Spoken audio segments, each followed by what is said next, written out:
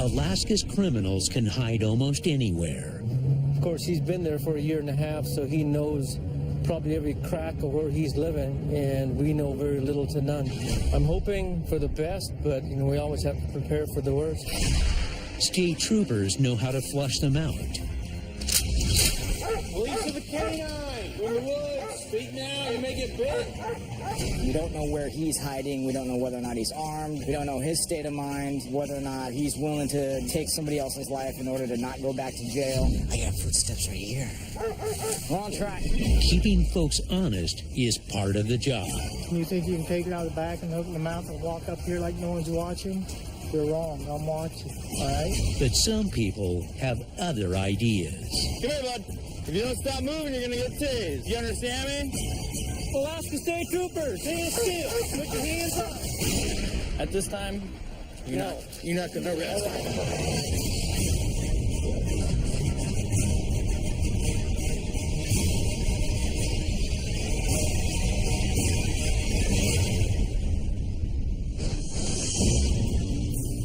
The Denali Wilds.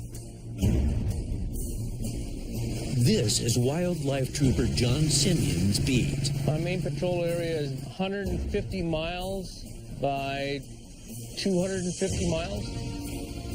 The scenery, the wildlife you're going to see, it's an amazing place to work.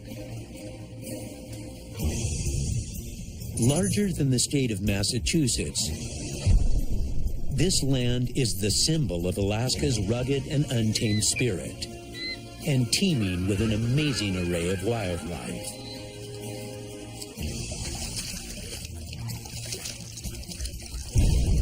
Oh, there he is. He's looking right at us now.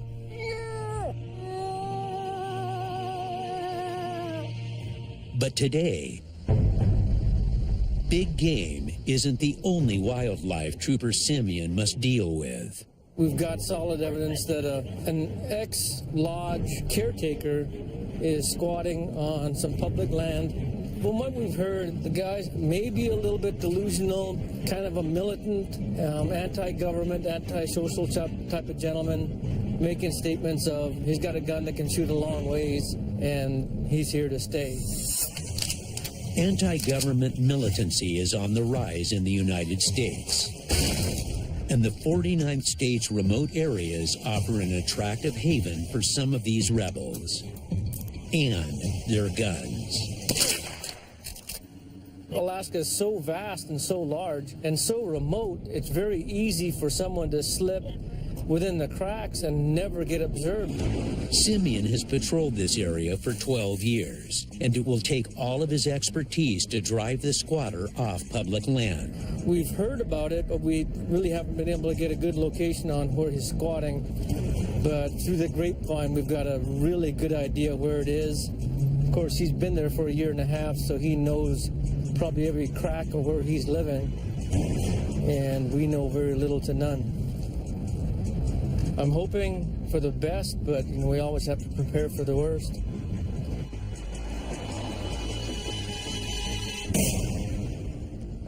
After a 20-minute drive deeper into the wilderness, Simeon finds the squatter's truck at the trailhead, which could warn him about what to expect.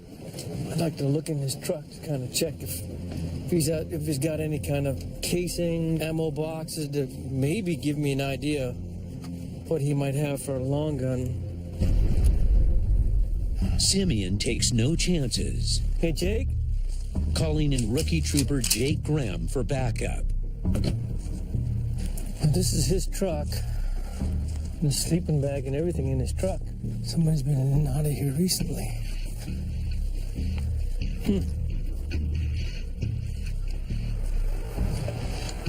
You got a rifle case under here. A rifle case? You see a rifle case right there. Oh, yeah. How about you just hang back maybe 100 yards or so from me? And as long as I can see him, I'm not worried. If he sees you blatantly standing out there, it might heighten the situation. The troopers must move with caution. Their lives may depend on it. could take either one of us out. We're out in the open.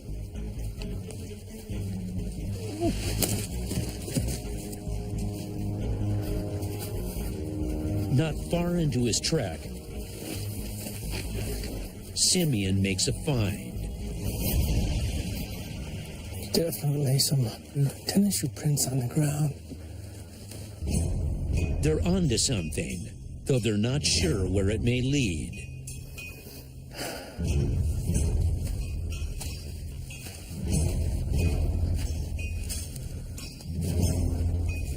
But in Denali's untamed wilds, the trail goes cold fast. We might be just barking up the wrong trail here. It's starting to peter out.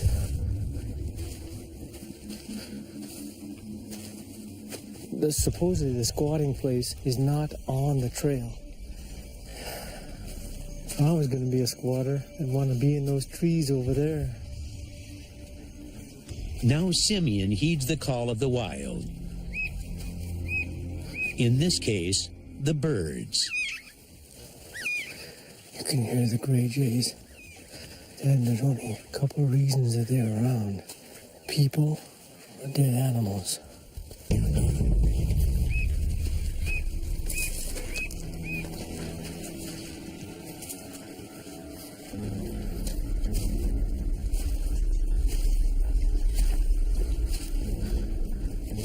can see his boot print. Probably right in that strand of trees. I just thought I heard something, so.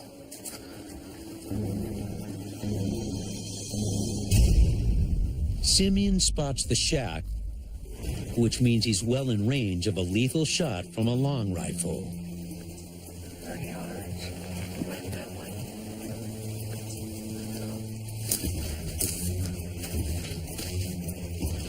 Trooper Graham follows, hoping they're not already in the squatters' gun sights. The thick brush makes it easy for a shooter to hide.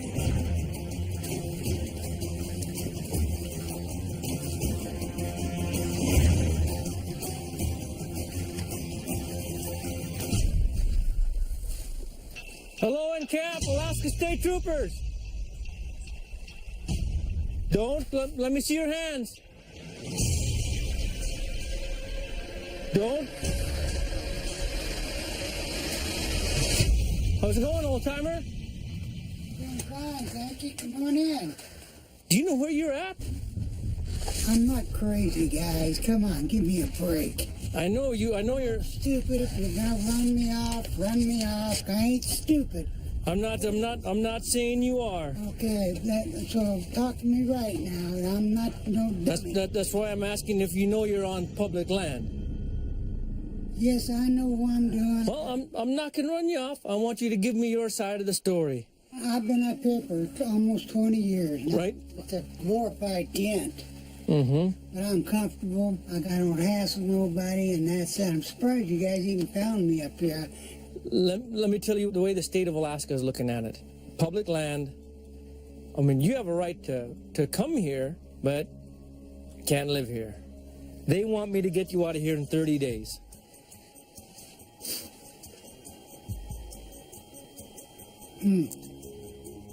You vacate the premises, take what you need. This winter you come back and take it down.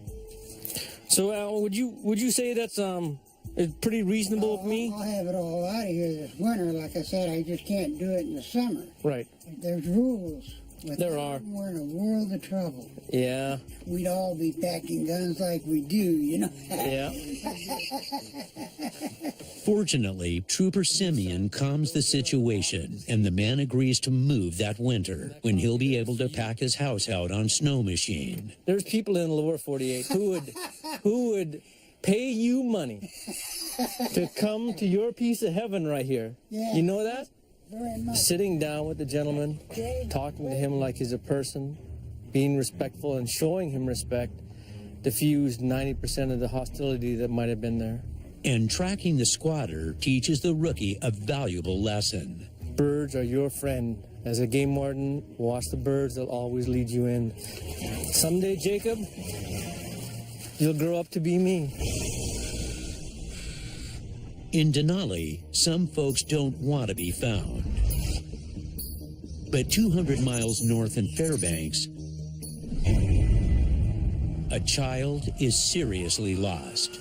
The children were playing in the woods behind her backyard. Two of them came back and stated they could not find their 3-year-old sister. She's a 3-year-old, so all troopers go in that area. Yeah, Warrington 19. With over 200,000 children abducted in the United States every year, Trooper Melvin Colley races to the scene. Fairbanks 17. What's the area that she was last seen in? It appears that the child left into the wooded area behind the house. The 3-year-old went missing near the outskirts of town, where she can be lured into Alaska's dense and untamed forest. All available units join the frantic search.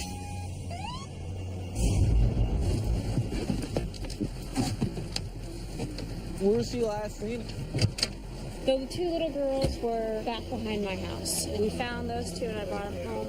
Okay. One of the troopers' only witnesses is the missing girl's older sister. You gotta show me where she's at, okay? Okay, is Bailey over there? Okay, where do you think Bailey's at? She's not in the house. Okay, do you think she's hiding in the garage or something? Okay. No one knows where she is, and the big woods are no place for a small child. Bailey? They're disorienting and full of predators. This is where the complainant lives, and the kids came back here and they said they couldn't find her. Bailey? Trooper Colley tries to stay optimistic. She's playing hide and seek, so it's very possible she found somewhere to hide and fell asleep or something. Bailey? Hear that? Bailey?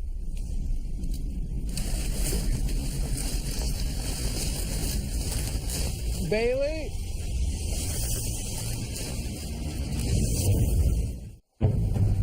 Hear that? Bailey?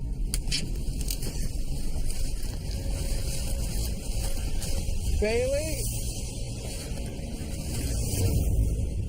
How's it going? It's not the missing 3-year-old girl, just a concerned citizen. Okay. After an hour of searching, troopers still can't find any trace of the little girl in the woods, increasing the likelihood that she might have been abducted. She's wearing a white flower dress. Okay. All right. She's about 3 years old. Okay, we'll keep our eyes open. Thanks, folks. All right.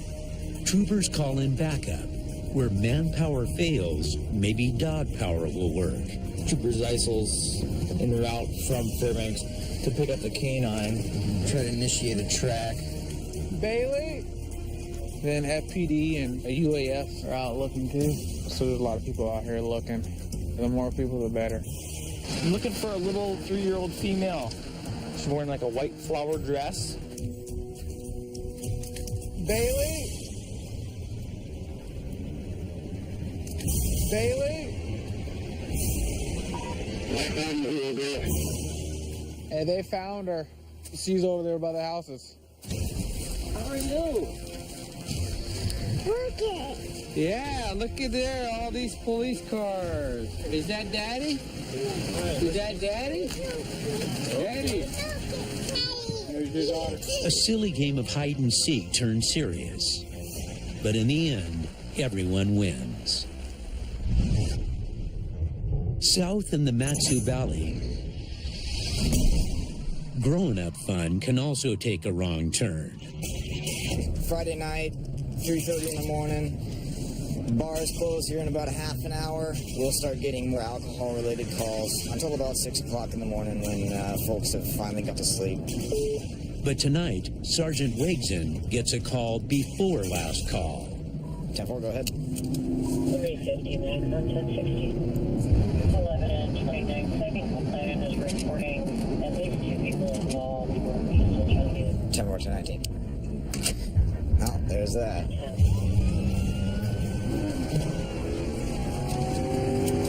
Well, on our way to a motor vehicle collision involving at least one person that's injured. Driver of one of the vehicles appeared to witness to be intoxicated. He's since fled on foot into the woods nearby. Wasilla Police Department K-9 that's may be available to us for a K-9 track to attempt to locate this individual.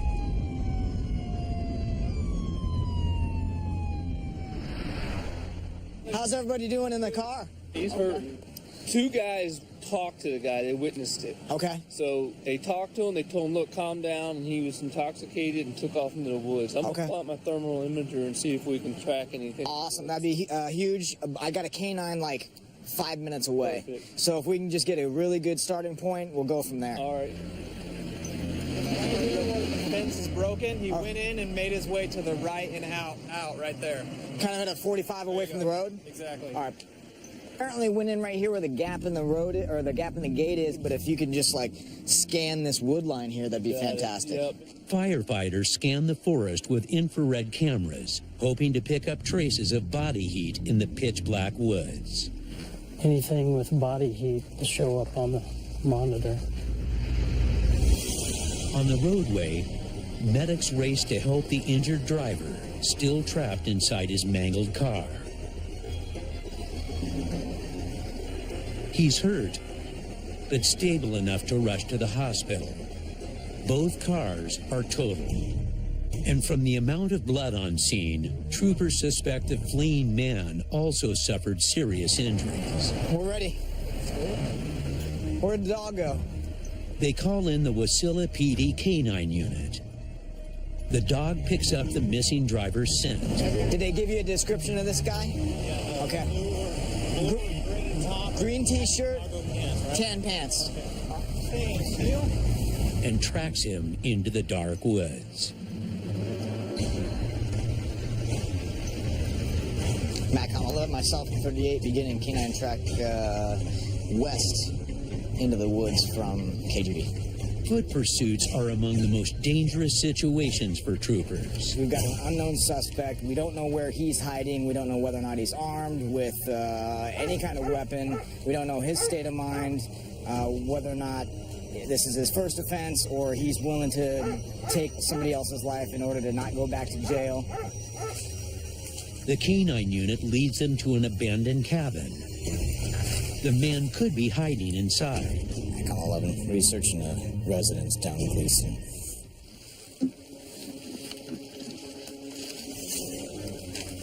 Locked? Just hold your position for a second, all right? Have you ever moved? Where is he?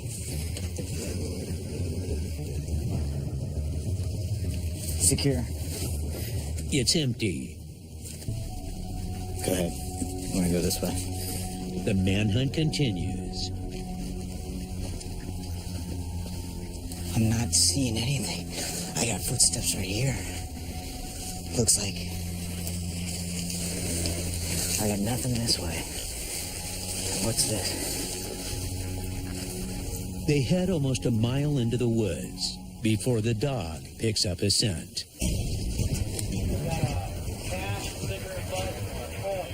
Well, that's interesting. Police to the K-9! You're in the woods. Speak now, you may get bit. I got footsteps right here. They're closing in. Well, try.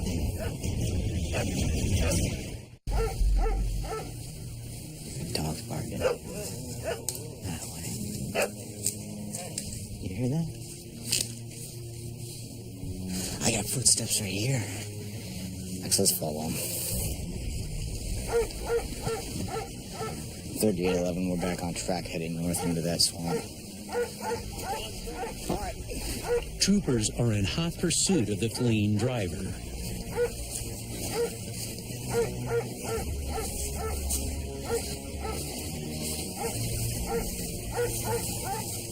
Stand still. Place your hands. Put your hands up. Hands up. Hands all the way up.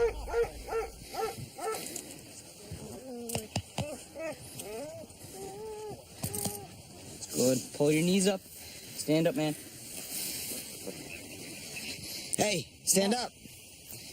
You can if we help you. Get up onto your knees. My back. Ow, ow. Hey, stand up, my man. Stand up. They finally catch the guy who bolted the nearby car wreck. Turns out that was the easy part. Now they need to get him out of the thick bush a mile back to the road. We'll work with you. Just we need you to stand up on your own, or we're going to carry you out of here. There you go. Forward onto your feet. I can't. Ow. Ow. Ow. Ow. My back. I'm sorry. Don't be sorry. Just stand up and walk. You're doing good. Doing my best. I don't believe you because you ran this far on your own recognizance, and we're now helping you. So I need you to stand up and walk into the woods.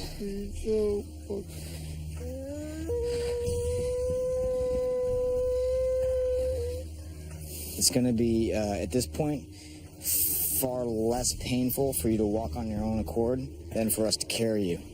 So I need you to get up and do that for me now. Come on, stop resisting. Go, bring your knees up underneath you. There you go. There you go, and then left foot in front of right foot.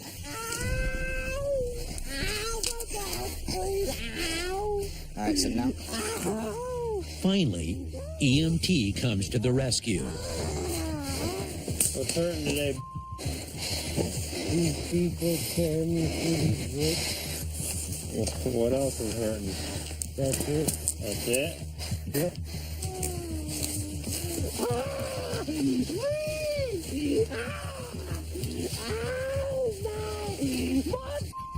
Yeah.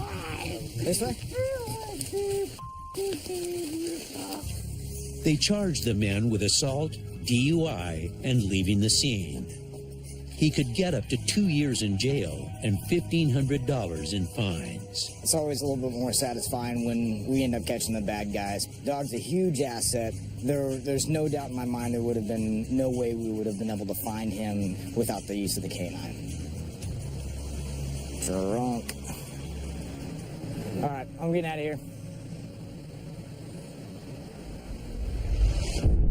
Over 300 miles west, on the south banks of the Kuskokwim River, sits Antioch,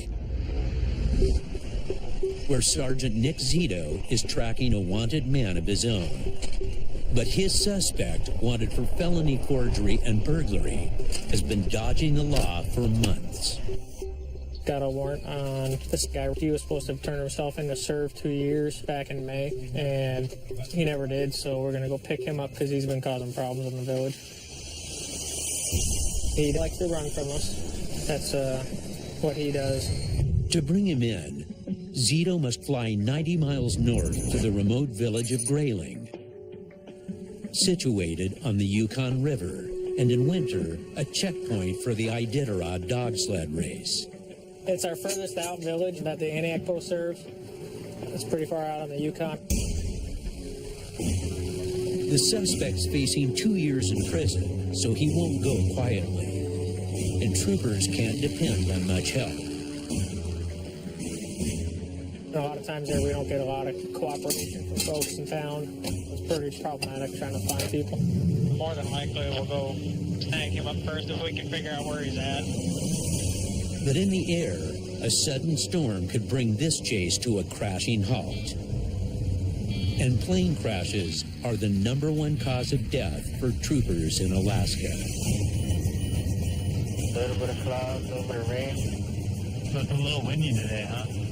Yeah, it's supposed to get a little worse. They're saying 35, 40. Oh, so we can't see anything? Yeah, I get that.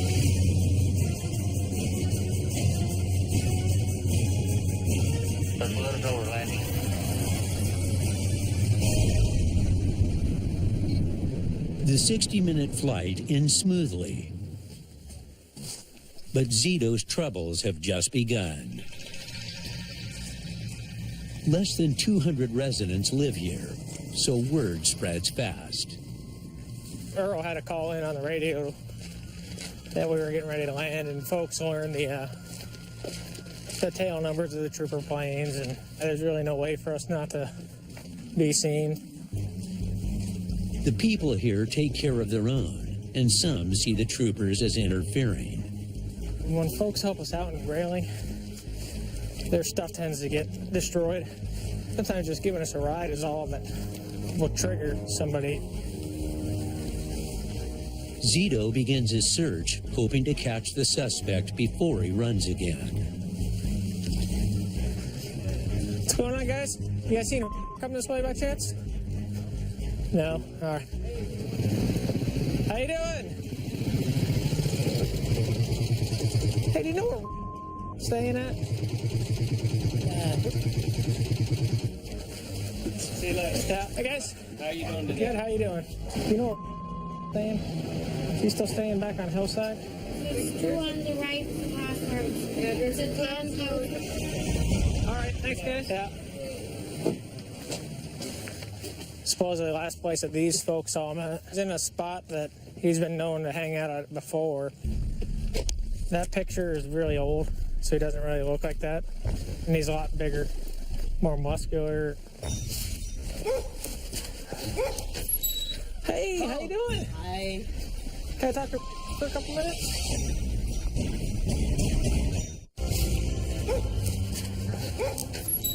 Hey, how you doing? Hi. Can I talk to for a couple minutes? He's not even here. He was here and he took off. When did he take off? About maybe 5-10 minutes ago. Somebody call him? Well, his mom called him and told him you guys were coming. You know where he was going? Nope, I guess he took off. Trooper Zito hits a dead end trying to track down a suspect. He took off like 5 minutes before we got here. His mom called and warned him. A lot of times here, folks will hop on a four-wheeler and they'll drive out to the graveyard out at the end of the road, or the dump, or they'll get on some of these trails. A lot of times, folks will run up into the hill over here so they can watch us, but it's pretty impossible to get them once they get up there. I'm going to talk to his mom. His mom called and warned him. He locates the suspect's mother, hoping for some answers. Hey, how you doing? Good. I wanted to talk to you for a couple minutes. Did you call over the house there? No, I talked to you. She said you did, and there's a call from here to there, just asking you. Here's the deal. She already told me that you called and you wonder we're here. So you've got 20 minutes to find them. Or you're going to go to jail for felony hindering prosecution. That's a felony charge on you. So 20 minutes. Come with me. Zito lays down the law, then checks one last hideout, the house of the man's former girlfriend. Watch the side. State troopers should open up or we're coming in.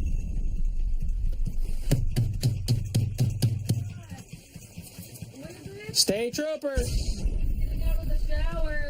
Open the door, it's getting kicked in.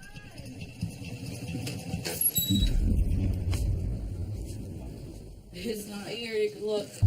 Okay. I don't want to get hurt or anything. If you're in here, you need to come out. It's not here. Where's he at? I don't know. I don't know.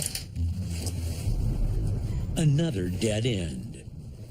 Zito heads back to the suspect's mom's place, ready to take someone to jail. Is he inside? He is? Okay. Is anybody else inside with him? Hey, how you been? Doing all right. I'm glad you came down. I don't want to see your mom get in trouble.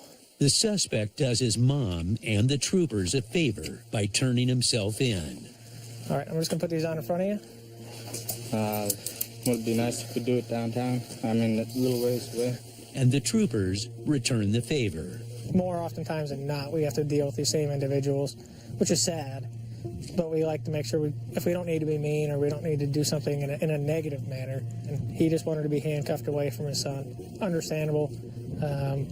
So we handcuffed him at the edge of the roadway there. And he's coming with us. After months on the run, the wanted man will face justice at last. Down south on the Kenai Peninsula, it's midsummer, and 1.6 million salmon are rushing up the Kenai River. If they can get past the fishermen. The Kenai River is world famous for kings. And on every given day during July, we'll have up to 100,000 anglers on the river. When you look down here? Wildlife troopers must enforce the strict fishing regulations, but they're outnumbered by anglers over 12,000 to 1. Here assigned to Soldotna, we have 5 troopers working between 12 and 14-hour days. But with the Kenai salmon runs at an all-time low, the state must impose stricter fishing rules. The king salmon run has been really poor, and they're trying to get enough king salmon into the river to meet the spawn to ensure the return of the species. And unfortunately, some of the fishermen have suffered because of that. Irritated by fish shortages and stricter quotas, some fishermen blatantly break the law to make their catch. You don't have the permit. You don't have any way to legally possess these fish. It's an annual cat and mouse game for troopers and frustrated fishermen. There's a lot of people trying to get the same slice of the pie, but it is fast and furious. People forget to do what they're supposed to do. A lot of people, they think they're entitled to go take as many fish as they want. They give you the look on their face like, well, you caught me. Maybe try to slip one by and take more fish than they deserve. Today, Trooper Travis Tillman chases down one of the most egregious offenses: snagging. So snagging a fish is hooking a fish anywhere other than the mouth. People will throw their line out in the water. Once the current has taken it down, they'll rip the line back pretty swiftly in hopes that it drags across the fish that's laying in the water. See how it's all ripped? Big split right there. Thing he's been hooked in the tail. This makes them easier to catch, but can kill them without ever catching them. It's not hard at all to go out there and snag a limit of fish in just a matter of an hour and a half. That's not fair to the fish. The poachers who use this technique often hide in hard-to-reach fishing spots and can usually spot uniformed troopers coming. So Trooper Tillman decides it's time to go undercover. So we're gonna walk slow. If you see the top of somebody's head, just back off. A property owner gives Tillman access to an out-of-the-way fishing spot.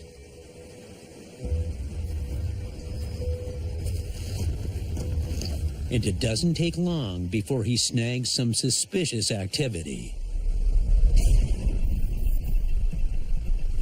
There's a group of 4 on this platform right across here.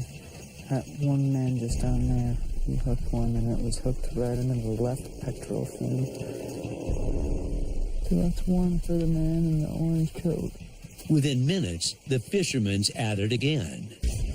I've got a fish. That's snagged under the chin. You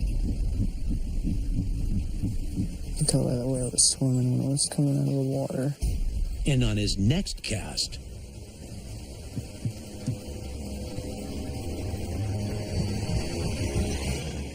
he's got a fish.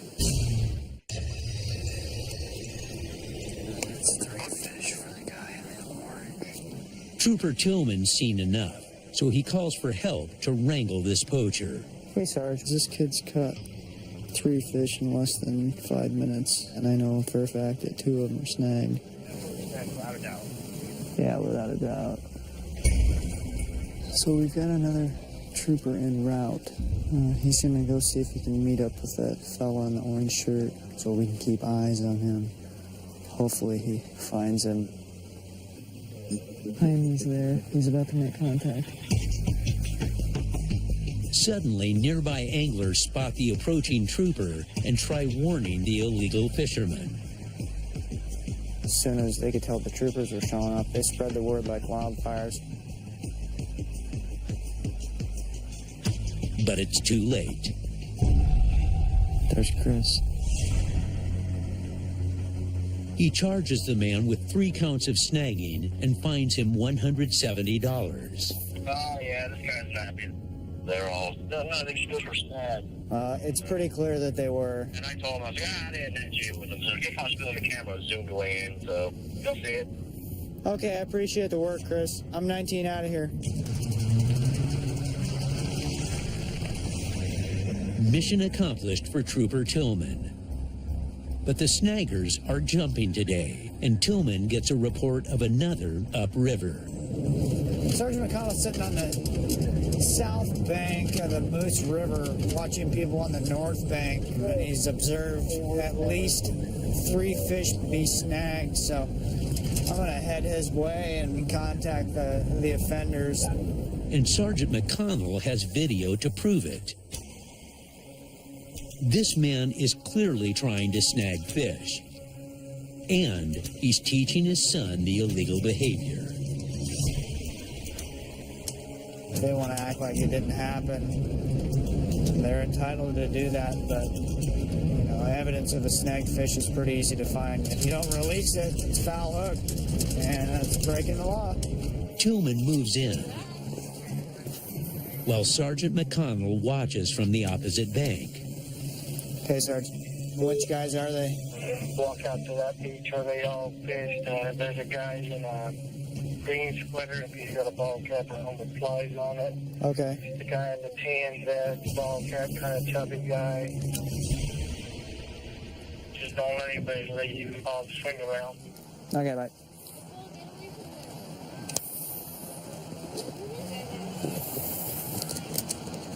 How's fishing, guys? Is it good? Beautiful day. How many fish you guys got? I got a couple. Yeah? It's hard to get them in the mouth, but you get them once in a while. Yeah. You're not keeping any that you snag, are you? No, we're not. We're releasing let 30 fish go today. Okay, and those are yours? Whose fish are those? That's somebody else's. So somebody just left their fish down here? No, they're not mine. You sure? Yeah, those are not my fish. Nobody's talking. So Sergeant McConnell comes out of hiding. Pull off your snag one. Go get your snag one. Go get your 2 snag one. You snag one and you hook it, you put it in the net, and then you think you can take it out of the back and hook it in the mouth and walk up here like no one's watching. You're wrong. I'm watching. All right? Go get your 2 fish. But McConnell notices one fisherman's disappeared. Where's your buddy go? Where's your dad? Oh, he went to get his license. Me and your dad have met before, haven't we? He's getting his license. I brought your dad to snagging here before. The missing fisherman's no stranger to law enforcement. The snagger caught on video is the same one McConnell cited 2 years ago. He's a repeat offender, and now he's teaching his son to break the law. I want both fishing poles with your dad. Tillman examines the fish while McConnell intercepts the man at his car. It appears he's trying to hide his rods so they won't get confiscated. 10-4, no further. Sergeant McConnell seizes the rods and finds him, but takes pity on the boy. I promise you, we will never do that again. I swear. Call him over here. Come here. You tell him what you just got. He's got a $140 fine. And he's taking my pole. He's maybe giving you a chance to keep your pole. If you find a snippet of Jesus. You can't snag him? You can't jerk like that. This one jerk? So let me see you doing that again. If Dad's doing it, you better stop it, because next time I catch Dad, I will take Dad to jail. Yeah, you want me to go to jail. All right? You know, people like to lie to your face, especially when it comes to snagging fish for some reason. It's pretty easy to tell that the fish hasn't been hooked fairly when there's a big gouge out of its body. If you call somebody out on their lie, a lot of times they'll come clean and tell you the truth. Sometimes they don't, and when they don't, it can be kind of frustrating. Back in the interior, on the streets of Fairbanks,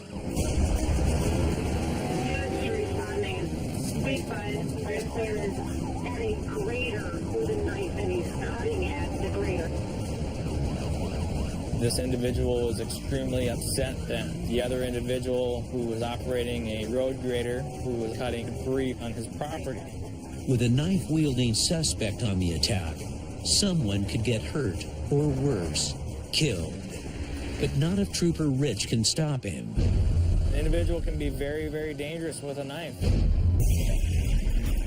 24's out.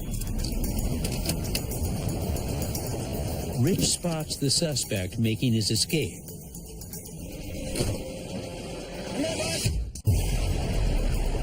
Rich spots the suspect making his escape.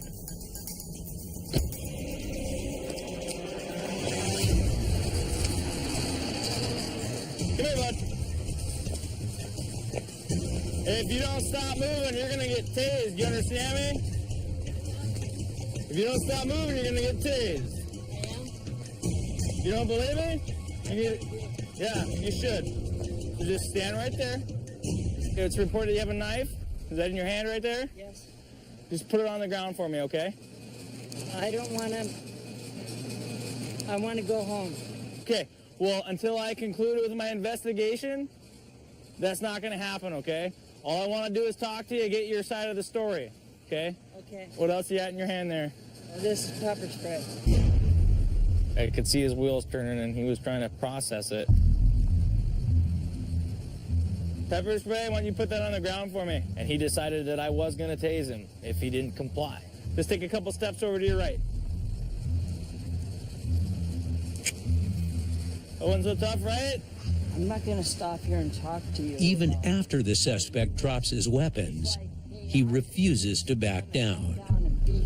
So what's going on today? I was saying to him, you know what's going on here?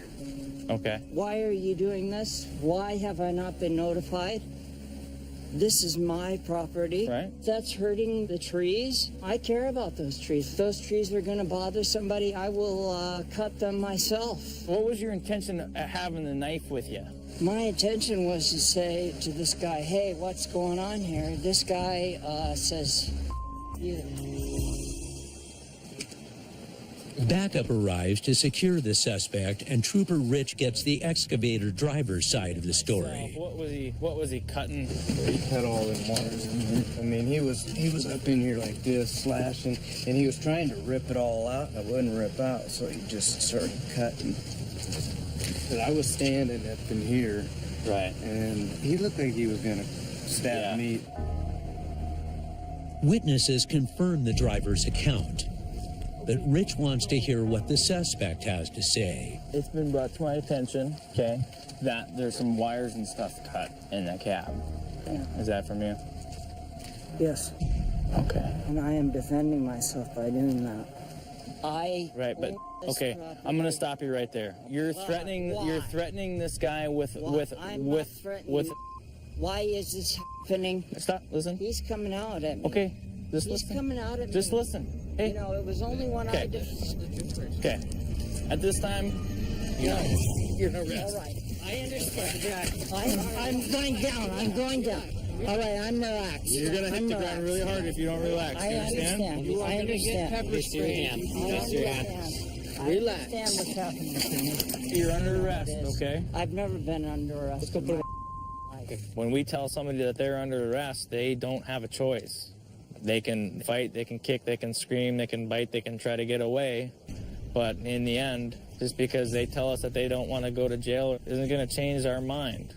I am an American. I am a law-abiding citizen of this nation. You have no right to injure or cause death to somebody else. Now you're under arrest. They charge the knife-wielding man with third-degree felony assault and send him to jail. Back south, troopers confront an even messier situation. Today we're patrolling the Seward Highway. This is the main thoroughfare from Anchorage down to the Kenai Peninsula. The Seward Highway is famous for its scenery, but as the April temperatures start to rise, the melting snow reveals some nasty roadside attractions. Just a lot of 25, maybe 10-6.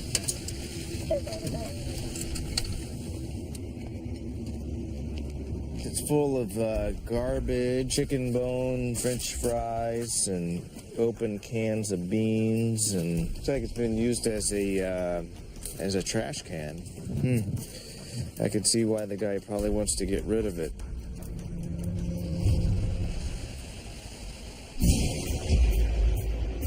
This is a famous time. It's referred to as breakup in Alaska, and that's where all the snow that we've accumulated over the last several months begins to melt. So the temperatures are rising. We end up getting usually a lot of water on the road and a lot of slush. It's just kind of a mucky time of the year for us. As the snowbanks shrink, they expose what they've been hiding. Just past Girdwood, Trooper's rifle spots something suspicious. It's like a blue tarp or something blue in the snow up here. So I want to go check it out. It's kind of a weird, out-of-place object. So blue tarps in Alaska usually mean bad things, especially out in the middle of the woods. So it seems like you always hear the stories about people being buried in blue tarps. With the winter's heavy snow, it's anybody's guess how long it's been buried. Well, hopefully there'll be a nice path up there so we won't have to trudge through some deep snow, and we're not going to have to snowshoe it. I don't want to end up in my neck. And we'll find a way over there and see what it's all about.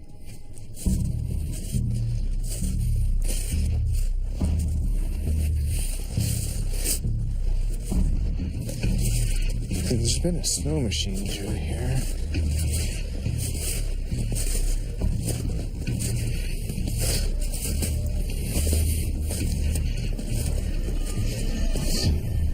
Somebody made a ramp. Skiing, coming down off the hill and catching some air. Flat out here. You can't see the contour of the ground, so they put this blue paint on here so they could see where the ramp was. Some people out having fun in the snow. It's always the best case scenario. Now we get to hike back to the car. The makeshift ski slope is just a clever way to enjoy the snow.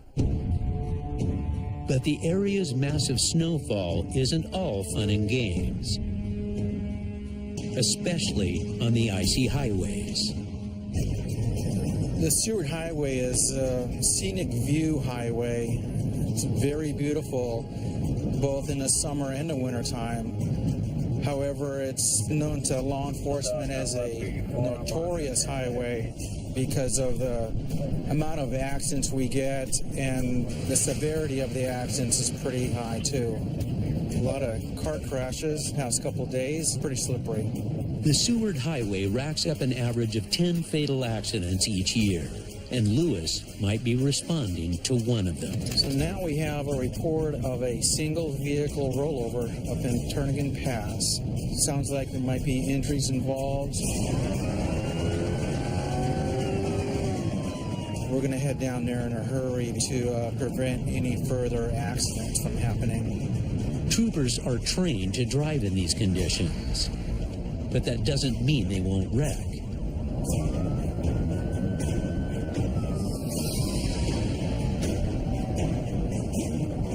That could have been a pretty bad situation there. Sold on 1E53, 1023. We'll get mile 72.5 in the Seward. 53, that caller also reported strong smell of marijuana in the vehicle. Copy that.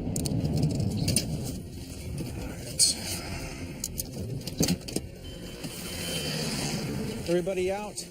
Yes.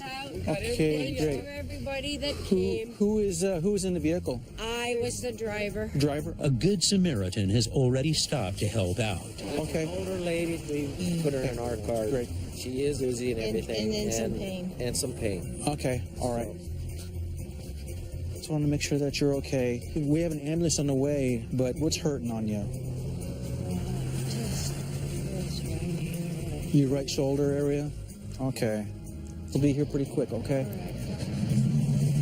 Hey, I want to just ask you about something, driver. When I was up there talking to in the vehicle, man, I was able to smell what I can identify as the smell of marijuana. No, we were not smoking that. I was reaching for a cigarette when I lost control. I know what it smells like. Through my training experience as a law enforcement officer, I know what it smells like. Do you want to come clean? Who has the pipe? Who has the little baggie? It's probably in the bag somewhere or something. Come on. This was my joint. Yours? Okay. Yeah. And is your baggie on you, or is it in the stuff here? It's it's in a little container. Okay, like a little medicine container? Yeah, little medicine container. Oh, there it is. Okay, all right. Okay. There it is. All right, so, what you do in the confines of your own home is one thing, but to bring it out on the highway here, where you're on the highway, you're on the street, and you're involved in a motor vehicle crash, then we do take an interest in it. We take a very serious interest in it. Bring the medicine over. Okay, this is what's going to happen, okay? I'm just going to give you a citation for this. Okay. All right, it's going to be a citation. All right, go ahead and give medicine to her. You don't have any more on you at all? No, This is it. That was it. Okay. Yeah, there's 3 rolled in there, and there's some loose stuff in there. I'm going to just do a summons for her for the mix 6, misconduct involving a controlled substance in the 6th degree, marijuana. But Trooper Lewis isn't done yet. He's cleared the air. Now he must clear the roadway.